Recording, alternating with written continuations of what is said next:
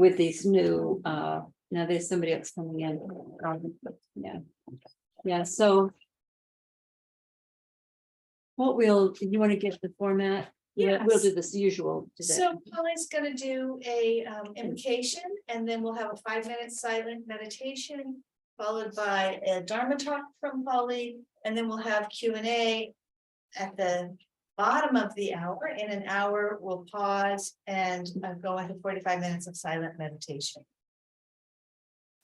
So it's the same format. I think it's really interesting to have things. It's kind of like when something has taken a shape or configured some way and you throw it up in the air and then it lands again.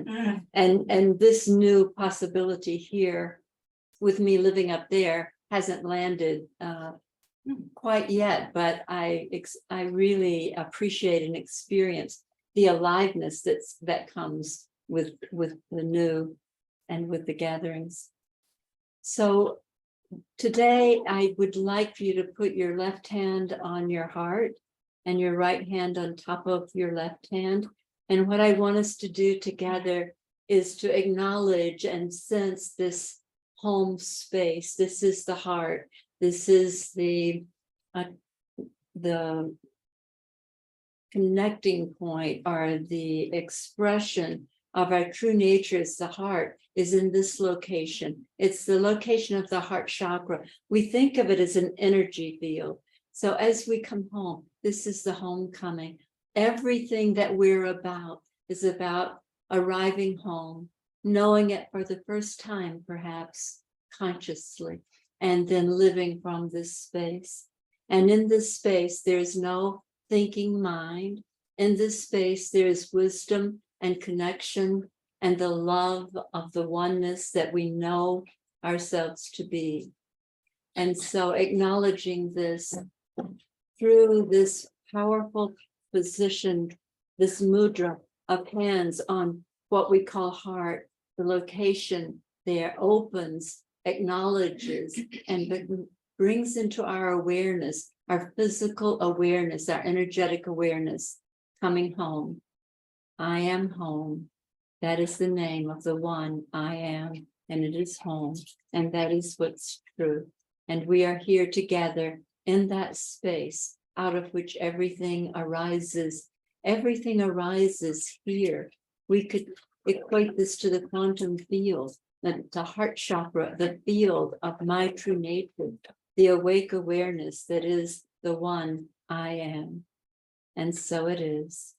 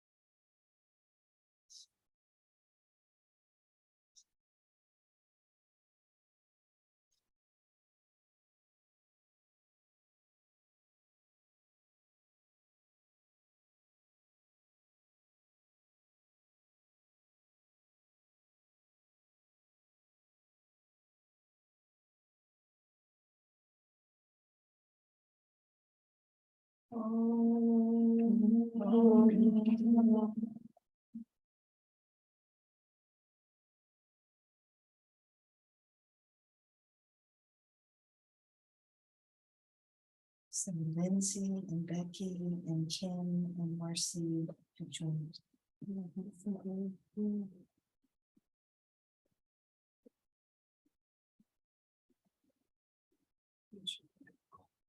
When I was growing up in LA, Lower Alabama, I remember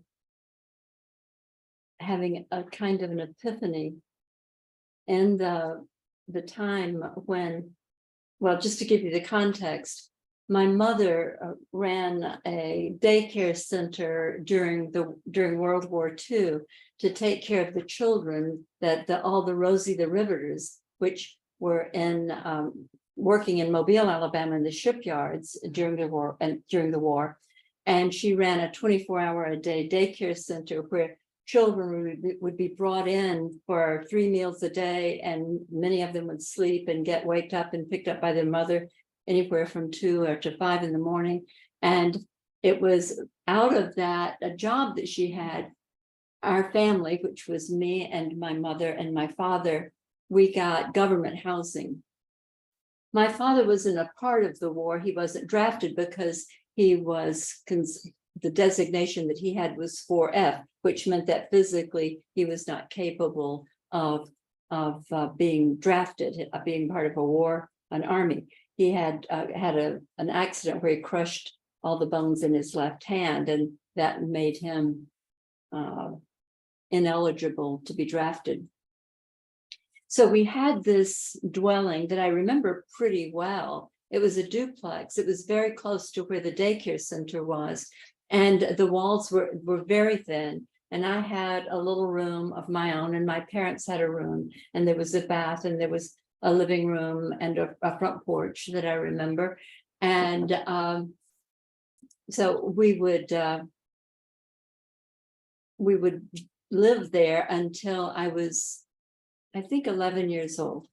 At this point in time that I was thinking about this morning, I think I was around 5, 6 years old. And my parents had a group of friends that they played canasta with, and they would have 2 tables of card games going on, and then I would get put to bed. But I could always wanted to listen to every conversation that was going on among the adults. So I would be listening. I would would lean up against the wall, which was pretty much like fiberboard. I mean, I don't even know what it was, but I could hear everything. And one night I was listening to them, and they were talking about how they planned to work until they were some number that didn't make sense to me, like 65 or something like that. And then they would retire and they would get to do what they wanted to do. And I was like, oh my God, nobody gets to do what they want to do. I don't get to do what I want to do. They tell me what to do. Now I find out they don't get to do what they want to do. This is really bad news. It was like, I'm like, nobody gets to do what they want to do. What is wrong with this world? And I was so, I think I can remember just tears coming down my face and thinking, this is not a good thing. This is not good news. It reminded me of a story about the little old fisherman in Mexico who had one guy that was really wealthy, that he would take out fishing whenever this guy would come for his vacation in Mexico. And one day the guy was like, he was just totally over the moon about how this little fisherman knew where all of the fish were. He was the greatest guide. He was the greatest company. And so he said to him, you know, we could go in business together. I can get you a fleet of fishing boats, and you can have people working for you. And then you'll make all this money. You'll be very successful. And the little old guy said, I don't want to do that. I like what I have now. Oh. Everything I have now is what I want. This is the way I want my life to be. Right? So it's just his awareness of what was deeply satisfying, not to accumulate anything, whatever it looked like to somebody else, whether it was success or not. You know? So we're aware of is that because we've been magnetized into the external through conditioning and through what I think of as the origin story being the fall, being caught up in the rational analytic and believing that everything can be handled at the level of the problem, that there can be a conclusion, a results, a solution there. And not understanding that the problem is created through the distortion field of our thinking minds, because the thinking mind is based in language, and every word we say implies and actually activates its opposite, like cold and hot, good and bad. And so language catches us into this limitation of polarity. And then that distortion field, we then perceive everything as if it were a problem that needed to be solved. And the conditioning that it's the rational analytic or the mind that can solve problems, right? It is the perception of the rational analytic. It is the perception of the mind that creates that anything is a problem. So to let that sink in and to start to be at peace with ourselves, with what's true right here, right now, without the mind, which means that we begin to notice when we're thinking. I think we say it a lot, don't we? The trap is so compelling because of the conditioning, both collectively and over time, and in every culture. There's a different version of it probably, but over the millennia, the rational analytic mind has been upheld until it's now at its zenith, with all of the difficulties that it causes, with all of the limitations that it imposes on reality, making everything look like a problem that needs its attention, and thereby it gains its primacy.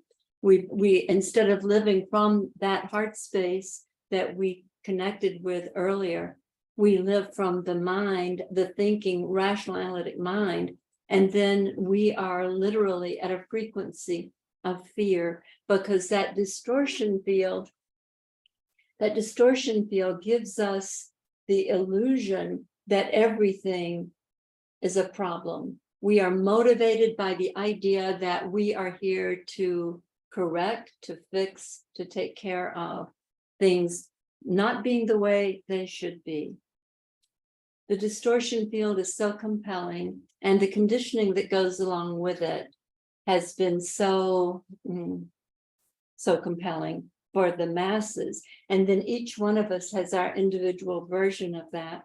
And so we're caught in this whole dynamic of believing that the out there is both the information that we need in order to create the solution for the out there, when in fact it's simply it's a field of believing and seeing that there's a problem. I've often shared with all of you the title of the book I'll never write, which is "What If Nothing's Wrong?" You know, where do you go? What do you do if nothing's wrong? Have you noticed that your attention and that your activity is typically engaged by the idea that there's something that's wrong that you need to fix? So as we drop out of the mind and into the heart, where there is true wisdom, the heart doesn't know through rational analytic consideration. The heart knows through being one with, by having something come in so close and experiencing it so fully that the frequency of it is raised by our willingness to engage with it, right? What do we do with a problem? We push it away and we resist it, and we believe that it's a problem, which is a category that means that it's not good. It's a problem. And what happens when we energetically, psychically push something away is that that resistance to it installs in quotes, problem, so that it can't move, it can't unfold, it can't shift, it does not lend itself to solution, because our resistance to it is what gives it the energy, and that's what holds it in place. So in the experience of being a human identified with our mind, we believe that that our tendency is to believe that there's something that we want and something that we don't want, and that those two categories create our reality. The implication for something that we want is we want to attach to it, we want to get it. The implication is for something that we don't want to be in resistance to it. The frequency of wanting and avoiding or resisting is a frequency of fear. We need to get something to be okay, or we need to keep something at bay in order to be okay. That frequency is a mind-made frequency out of the conditioning collectively that we've all gone through. And the frequency is one of, underneath it all, is one of fear. So needing to get something or avoid something is the hallmark, the expression of ego personality. When we're not in our mind, which all of us, but here, because we're mostly meditators and open to a larger reality that is awareness. And when we're not in our mind with the limitation and the frequency of fear, we're in that spacious awareness out of which everything arises. Now, the idea that something arises that we don't want, that comes from the lens, the distortion field that was created and continues to be created by our self-judgment. So,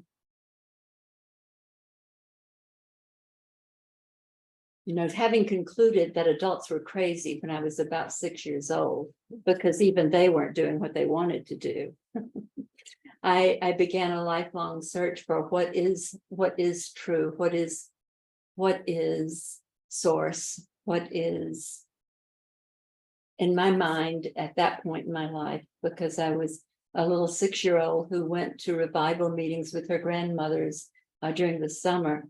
I wanted to know, what is God? Where is God? What is everything that I hear that preacher say? Why is there so much suffering? Not my language when I was 6, but just the startling revelation that even adults didn't do what they wanted to do. I'm like, what is going on here, right? This is truly crazy. There was another time in the cycle of this person growing up where I believed that, because I was going to a lot of revivals in the summertime with both grandparents, I believed that God had put everything in place to see if I would be good. So I had situations and I had people and I had difficulties just to see if I would be a good girl, right? So I had my own version at between 6 and 8 of the Truman Show. Yeah. Yeah, where everything is a setup to see how I'm going to behave, to see what right. Yeah, so we are here now, be here now, as awareness that has been confiscated on behalf of a limited fear-based person. And that began early on, and the work that we do together that has to do with the early self-judgment, I'm not good enough, or I don't matter.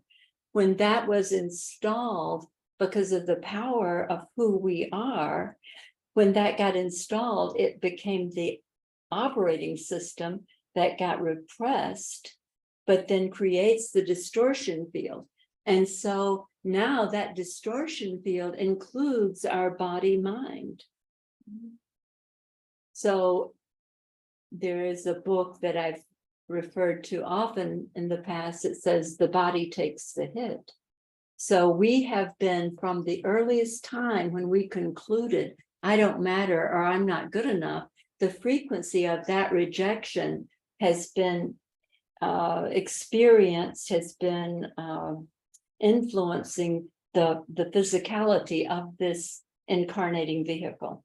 This body-mind unit, which I sometimes refer to as the avatar of incarnation for this awake, aware being that is who I am, who you are, now is being what would I say, distorted and used on behalf of the frequency of I'm not good enough or I don't matter.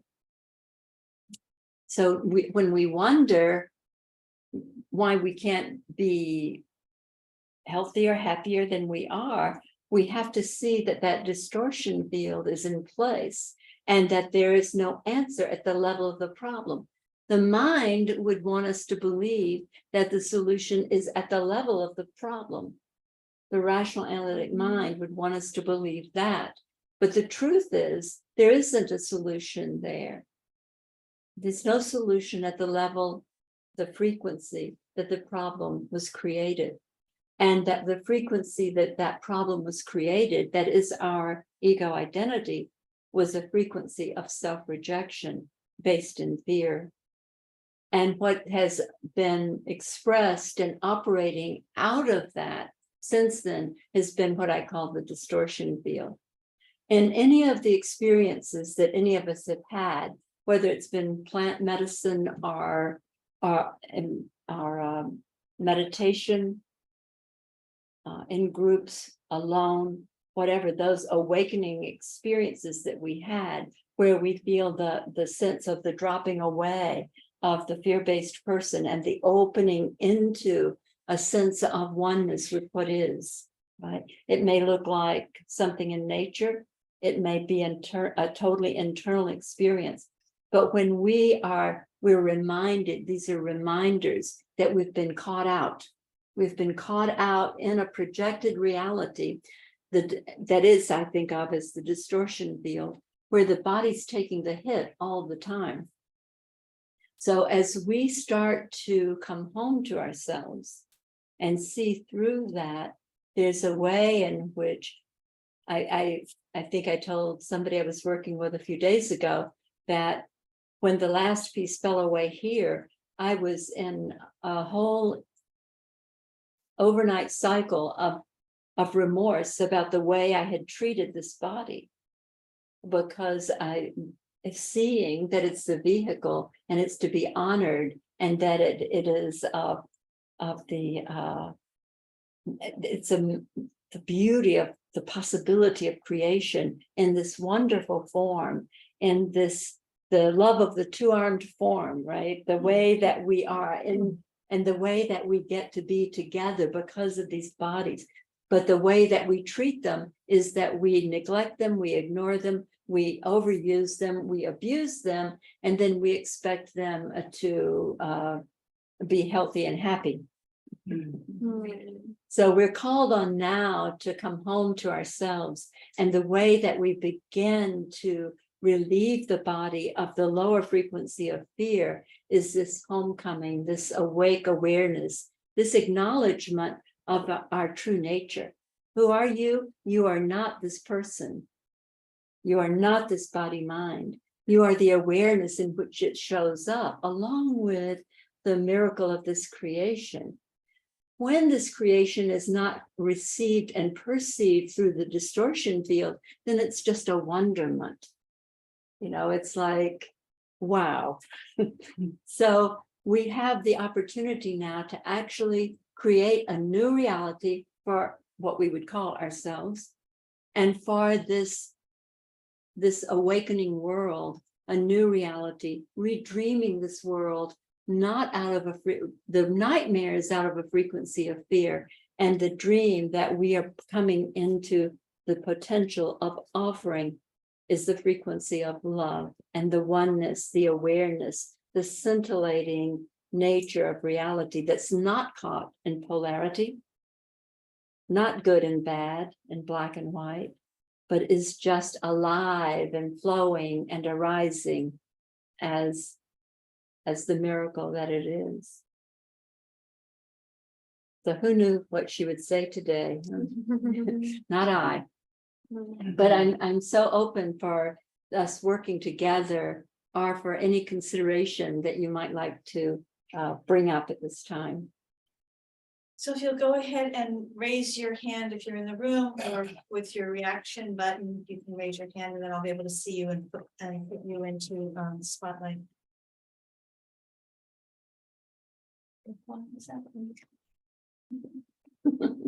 I shut up right on time. If time was real, it would matter. Questions, thoughts, ponderings? So for you, Pali, how did you feel the difference when you're acting from your mind and when you're acting from your heart? That's a beautiful question, Linda. Yeah, the difference is, and you are, all of you here and here have experienced this, but the sense of flow instead of this is one aspect of it. The ease, there's a great deal of ease. When it's from the mind, it tends to have the energy of stop, start, get this done, do that. It's kind of juddery, I would say. Whereas from one's heart, it's like a flow and like a movement, you know. Sometimes I've heard it expressed, I can't remember who the teacher was, as a movement and a rest. It's like moving towards something, seeing it, acknowledging it. The connection to everything is no longer impeded by the self-judgment. Until that has fallen away to a great degree, then things will be difficult, because it is a distortion field. And we do have something at stake, which is our fear-based ego, that we're not good enough or that we're not the one. So this reality that we partake of collectively has to do with the frequency of fear. And the difference between that and being present in the moment. For one thing, it's the past that creates the frequency of guilt. It's the future that creates the frequency of fear. So being present in the moment from one's own true nature as awareness is just the fullness of this. There's a thisness to it. Again, language is not on behalf of this awakening journey. Does that make sense to you? Yes, Yeah. totally. Thank you. And you've experienced that. Yeah. Yeah. Thank you. Yeah.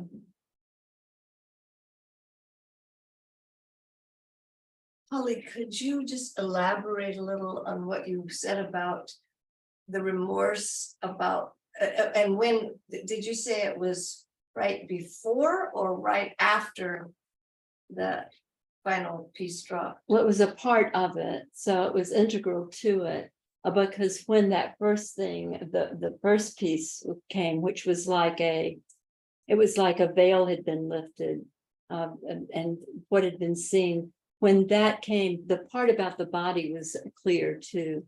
So it was a kind of an aspect of that clearing, and it was such a. It was just the dawning of love and appreciation of true nature, of awareness, just that. And the remorse at how it had been, and the body representing the person, and the mind being caught up in such a distortion that it was just, there was a lot of, it was like an altar call, right? It was like coming to one's knees. So it was an aspect of that entire thing. But you can acknowledge that and move towards it as you are moving in the direction of waking up out of fear. You can acknowledge that the way in which the body's been treated. You can acknowledge the way in which we have. I mean, it's like negligence in a way. It's like we have to hope that that the child system in the county doesn't visit right? and catch us.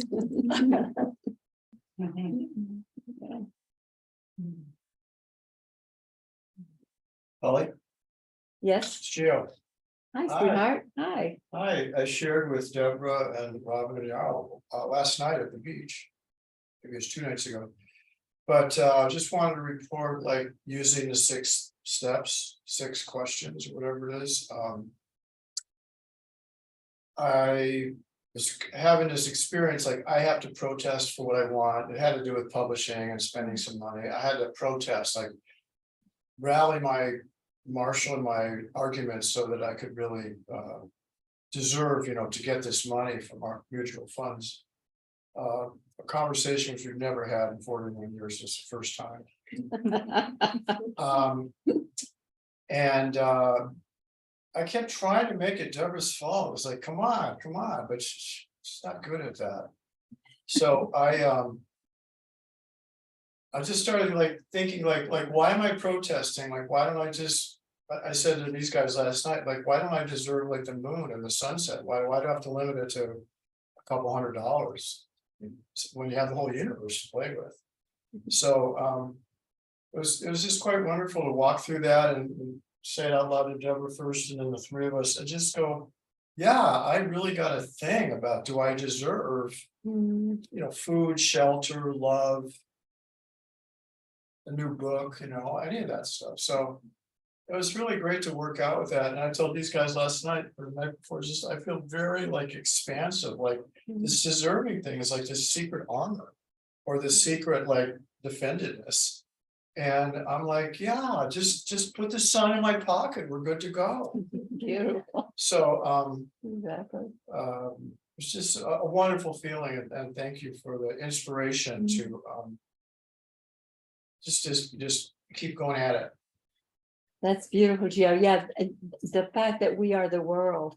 The thing about it, it's kind of like, I don't know if any of you ever, I've worked in different systems, often that once or twice that had government funding, and they would say, it's getting near the end of the fiscal year, and we will not get this much unless we spent all of it. What can we spend it on now, right? Yeah, It won't be replaced unless we spend it all. right. And acknowledge it. So I think that that we do that to ourselves in a way, and then what we do though is believe that there's a way in which not allowing the flow to occur, which is natural, right, and brings natural satisfaction with whatever is arising in our true nature, that often will be expressed through our creativity, right, like in your writing, and wanting that.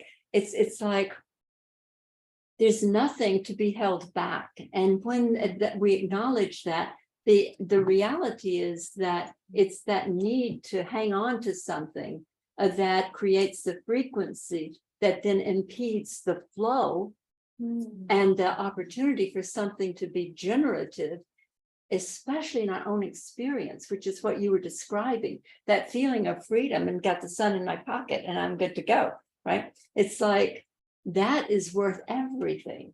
That is worth everything. Thank you. Thank you. Gio was mentioning the feeling of expansion, and just about everybody that I'm talking to is feeling this happy expansion from a place of a more neutral observation than usual, thanks to you and RJ Spina, who I'm really enjoying so much right now. And he was talking about the divinity of detachment. Right. I love that. Yeah. Where you can see what's happened to us priorly is that we create a projection and we're sort of magnetized into it, and instead of standing there and seeing that this is the movie, this is the creation, instead of having dominion, we go into either being the victim of or needing to be the controller of whatever it is. Yeah, but that's a beautiful phrase, the divinity of detachment. The detachment doesn't mean that you don't care. It doesn't mean that you're not fully participating. It simply means that there's nothing at stake and there never was. Mhm. And that's the revelation, isn't it? Wow. Nothing's at stake. Nothing's at Never stake. was. Never was. That is so right. I know. I don't understand this expression, Polly. Can you tell me a little more about never in the stake? Nothing at stake, Not at nothing at risk. There's no Ah, risk here. Okay. And there never has been a risk. Um, Because of our limited perception of what life, we've created a polarity called life and death. Mm. That's not true either, yeah, right? yeah. So it's as we are elevated out of that polarity Yeah. that we come into the freedom and the fun of this reality. Yeah. That's good. Divine fun, such good news. There you are, Minister of Fun. Yes. For you on the Zoom, Lily is the Minister of Fun. She does a good job. Reminding us.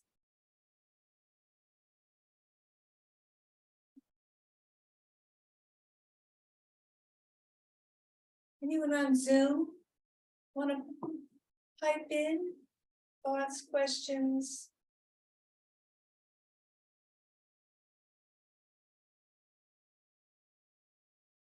So, Robert. um. I'm trying to absorb the concept of there's nothing at risk. Really? And the more I try to absorb it, the more it seems hard to grasp. I mean, that's certainly counter common culture where everything is at risk most of the time. Right. Most, or at least most things are at risk most of the time, is the way we, you know, we all used to live life, let's say. Yeah. So, and that seems so real. So of course, how do you get to where you implemented the concept of nothing is at risk? Well, it'll be a positional aspect. Where who is it and where am I standing as I see in the larger sense of things, this reality arising, and as it's arising, and even at the most practical level, if I look back, and nearly everybody can do this, and most of us have, look back at what we call, in quotes, the worst thing that ever happened. It, as it turned out, as life moved and as things arose and disappeared, it turned out that it wasn't. It's like the mind insisting that there has to be a conclusion. Life never has a conclusion. Life is arising and overflowing, like an artesian well, like the tube torus, right? And everything is moving and arising. And in that, there's the idea of loss just doesn't exist. There's nothing to lose. You know, all that we ever lose is our illusion and fear about ourselves. The truth of who you are can never be lost. Who you are as the awake awareness in which realities arise that's eternal. What we think of as eternal, which is not a time-based category. It's not forever, it's now. This is it, always this.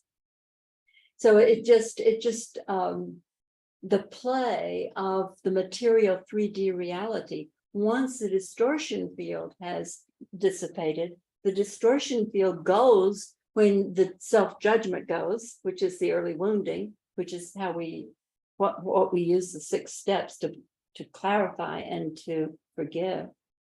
When that distortion field goes, then there's just the participation, and we don't feel the only separation that's ever experienced is the separation of our own self-judgment. Because we'll project it on somebody else and then think that we're judging them. But if we don't have it for ourselves, it doesn't show up that way. That was one of the most surprising things to me when the fear-based person fell away. there just was no other judgment and no judgment. Because there's nothing, there's no distortion field and there's no separation, right?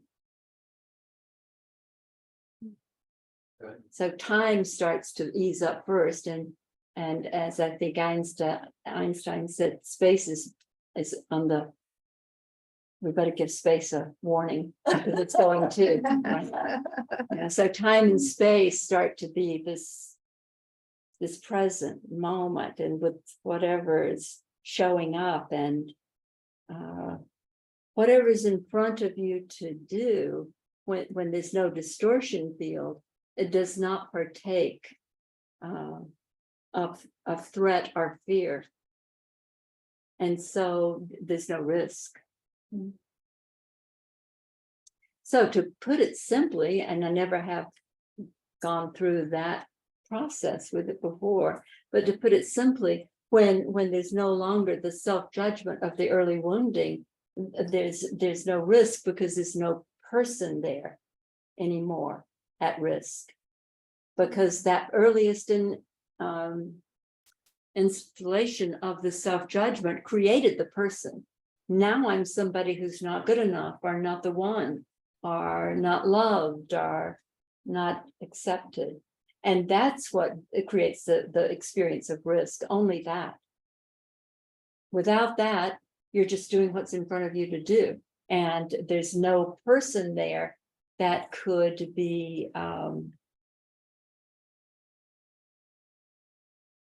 risk, who could be hurt or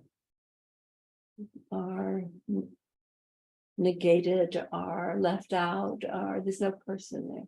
The presence of the awake awareness and the fun of being embodied in a body-mind unit is just that. It's the fun of it all. So it's the identity that creates an experience of risk. Good. Yeah. Thank you. So the unfun, which seems to regularly occur in life, I can kind of diffuse it by calling it unfun instead of going into the details. You know what I mean? Uh-oh, unfun. Well, there's something that I always ask people to guard against, and that's what I call putting sugar over shit, which sounds like what unfun may be a version of. So we have to, that is a little warning sign on that one. Right. Yeah. Mhm.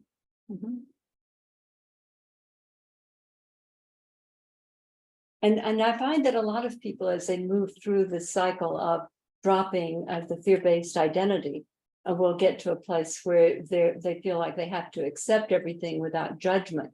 It's noticing the judgment, but it's, I think of it oftentimes the expression, it is what it is, seems to be neutral and high-minded, but it may have, it likely implies that sure as hell shouldn't be that way. Right. So we have to be aware of what we're actually experiencing and call it into question, because triggers get covered over by what we call spiritual bypass. We don't want ever to let go of a trigger. We don't ever want to not be triggered if there's something there. We want to use it to go all the way through to see what's not true, because you only get triggered by something that's not true. You don't get triggered by stuff happening. It's when it means something about you, whether it's somebody else that said it or did it, or whether it's a circumstance in your world. It seems to me like as the chunks fall away, the triggers are more bountiful. Yeah. And the peanut butter sandwich that doesn't have the crust cut off is really a problem. Right. That's right. Things are real problems They in are. a very childlike way. Right. Yeah, there's the opportunity, especially in that one you just described, which is the peanut butter sandwich, which is to say to that little girl, to that little Robin, that was not fair. They know you don't like the crust on the peanut butter sandwich, but I'm here now. So it's a kind of acknowledging it and acknowledging that it's not to create duality, but it's acknowledging the child's heart and fear-based conclusion about herself, and the awareness that there is another. I am present now, and I am here for you. I am the one you've been waiting for. That's like a piece of what you were talking about, Gio, that I deserve everything. Like I deserve to have my peanut butter sandwich at all, or whatever it would be, whatever communication I'm wanting from someone. Yeah. Or something. It really is a kind of coming home to the child, because what the child believes that it's waiting for the right mate, or the right amount of money, or the right conditions, the right success, and it can't ever have it because it's not good enough. But what it's really waiting for is the inclusion in the awareness that is the one it is. It is the child that enters the kingdom of heaven, and the kingdom of heaven being analogous to that awake awareness that is our heart. And that child is at home there, but that was denied her or him with the early wounding. That's so sweet. I know. It's very sweet. It's very sweet.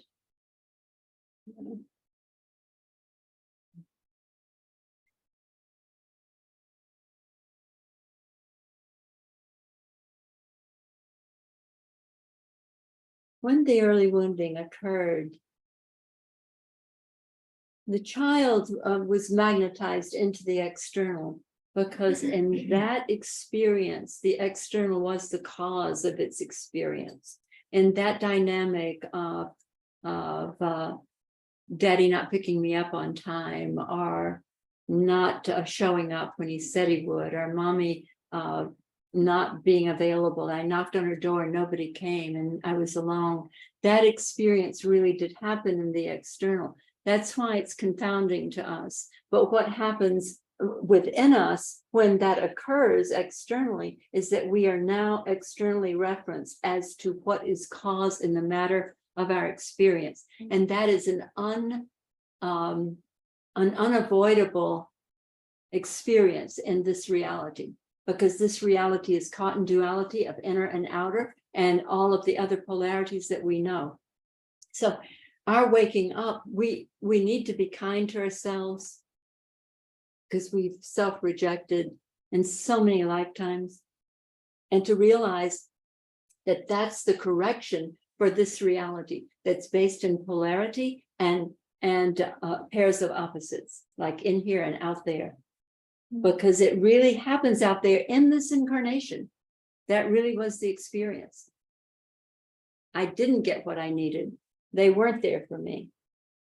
But now out of that distortion field, we are acknowledging the experience of true nature, the awareness in which all of this arises, without which you don't even get to have the polarity, right?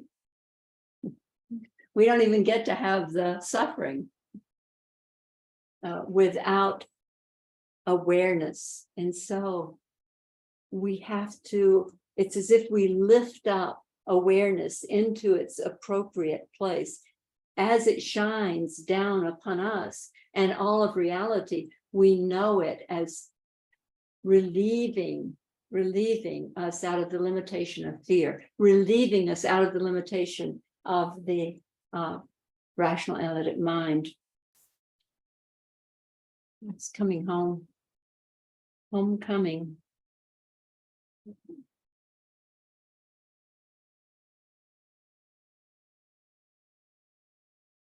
Make sure I heard something correctly. So I think you said, and it would make sense, that every human has had an experience that we could call the early childhood of the wound. And maybe it was or wasn't so much of a wound, but it was where we became outer focused and under the illusion that the outside really was the cause, as opposed to the inner world. Exactly. Right, that's really well put, Robert, and that's exactly the experience. And then it can happen pre-verbally. But then later on, it gets installed, usually through language. When we think about some of the child rearing technology that came along, like don't feed them except every 4 hours, and you were the baby that was in the crib needing nutrition, needing nourishment, but the mother was trying to be the best mother she could be. And what you concluded was, I'm alone. There's nobody there for me. That was not a languaged conclusion. That was an energetic conclusion. Exactly. So it's not an indictment of parenting, and every parent is dealing with a wounded identity and trying to go beyond it on behalf of the child. But at the same time being conditioned by the collective about how to do that. I just wanted to say something about the ongoing, it seems to me, the ongoing need for suffering as a way to sort of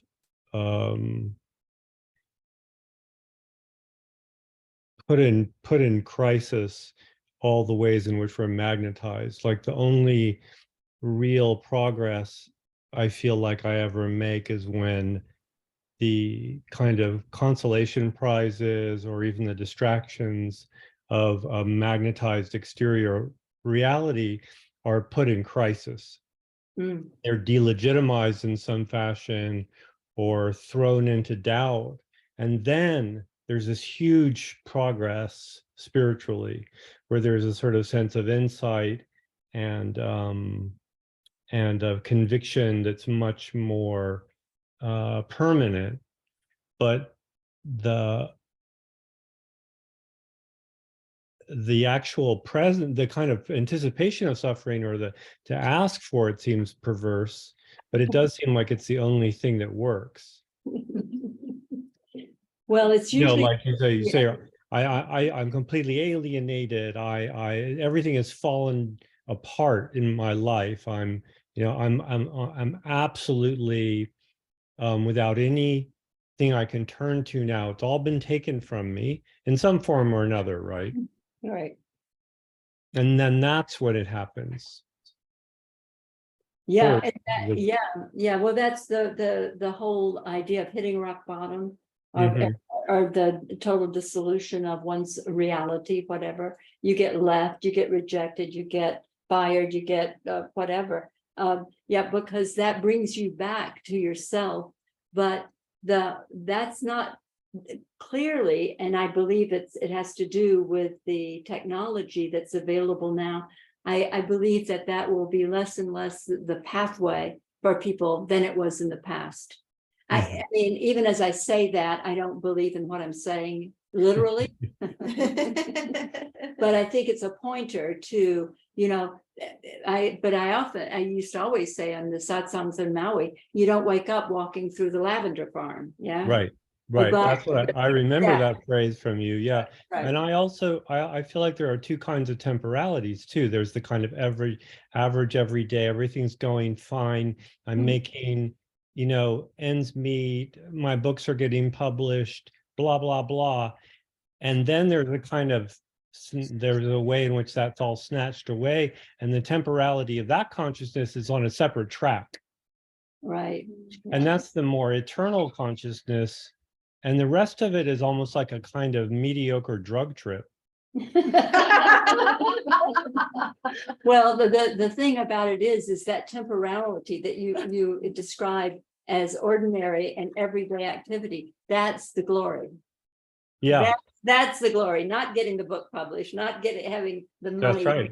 that this is it, and that when this is it, then you're no longer at risk. Right, but the getting to this is it, traditionally requires a lot of suffering and a lot of loss. Well, that I think all of us could agree to that. Yeah. Yeah. Yeah, but I think that this is it may become, like, that's what I was pointing to, that this is it may become more available as this different parenting. I mean, the distortion field really is amazingly crazy for sure now. But I also think that technology is bringing us the possibility for some of us to wake up without that dark night of the soul. You mean ChatGPT? You're talking about AI? And right. Is that what's up? Is that what's coming, ChatGPT. Yeah. is that what's coming down the pike? That's great news. I'm so happy to hear that. Thank you. I thought you would be. I wanted to share it with you. Thank you, sweetheart. Thank you. Okay, thanks, Thad. It's 3:30. All right. Time to shift gears and go into meditation.